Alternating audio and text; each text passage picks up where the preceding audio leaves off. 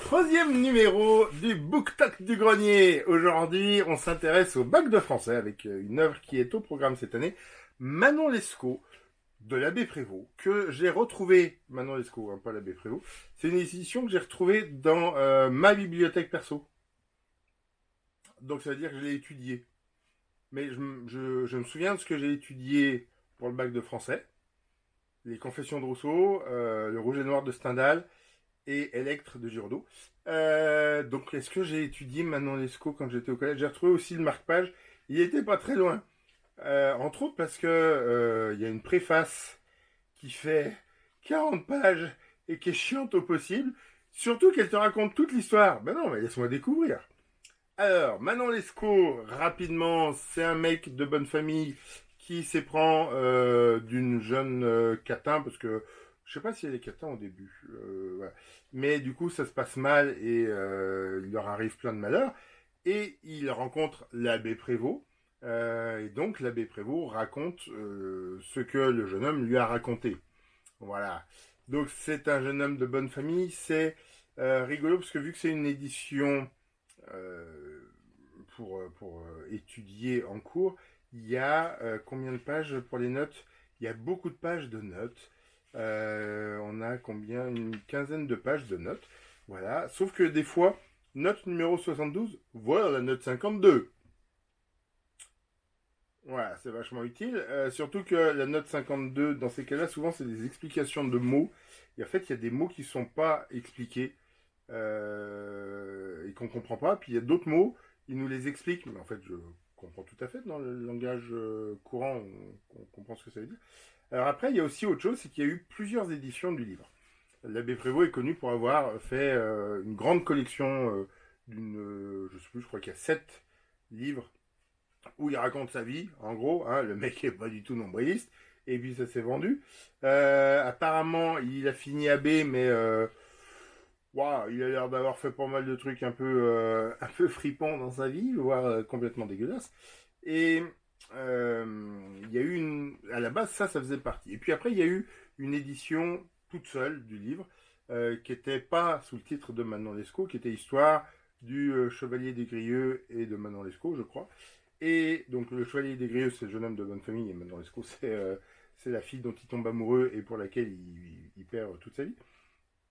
Et donc des fois, nous avons des notes qui sont intéressantes parce que dans l'édition de 1753, la chère reine de mon cœur devient l'idole de mon cœur. Voir la note 8, voir néanmoins en sens inverse le passage signalé par notre note 72. La note 72, c'est celle que j'ai dit, qui disait voilà la note 52, c'est utile de mettre des notes pour ça. Et la note 8, qu'est-ce qu'elle nous raconte? C'est où? Au lieu de pour une princesse, l'édition de 1753 porte pour une personne du premier rang. Apparemment, Prévost, en vieillissant, se souciait davantage de la hiérarchie sociale, voire dans le même sens, les notes 15 à 50, 15 et 52, moi 52 vous l'avez eu, et donc dans la note 15, édition de 1753, donc là on vous met une phrase qui a été dans la, du coup, troisième édition du livre, la deuxième édition du livre seul. Là, ça me rappelle beaucoup le premier bouquin dont j'ai parlé. Effectivement, j'aurais pas été dans le cas un peu bloqué. Je suis pas sûr que je l'aurais lu avec grand plaisir. Le Diable au corps, je suis sûr que je l'aurais pas lu. Le style est vraiment à chier. Enfin, je suis désolé, mais d'un point de vue littérature, je l'ai pas trouvé intéressant. Là, c'est pas tout à fait le cas, c'est un peu moins pire. On retrouve quand même le principe de base d'un jeune homme et d'une jeune femme qui essayent de vivre ensemble, mais qui font conneries sur conneries, et puis ça se passe mal. Et puis ils se font ennemis avec les mauvaises personnes. Ça s'inspire de sa vie aussi, de ce qu'on a cru comprendre, même si après il romance un peu. Je peux vous divulguer chez la fin. À la fin, ils sont aux Amériques, voilà, pour fuir, et elle y meurt. Et lui revient et rentre dans les ordres. Voilà. Ouais, sacré puritanisme. Après, le style n'est pas extraordinaire. Et j'arrive pas à comprendre. Ça, c'est un roman. Enfin, je veux dire, Manon Lescaut, c'est dans l'imaginaire collectif. On a même si on ne sait plus forcément l'histoire, on sait que ça existe et on connaît le titre. Euh, Pourquoi? Pourquoi est-ce qu'on fait étudier ça au bac de français? Je veux dire, là, je m'adresse vraiment aux profs de français qui traîneraient sur TikTok. Je veux vraiment essayer de comprendre pourquoi ça. Qu'est-ce qu'il y a d'intéressant là-dedans à faire étudier? Parce qu'en fait, il n'y a pas vraiment l'histoire de l'époque. On est chez des riches parce qu'ils ont du petit personnel hein, quand même. Donc même s'ils galèrent, ils peuvent se permettre de.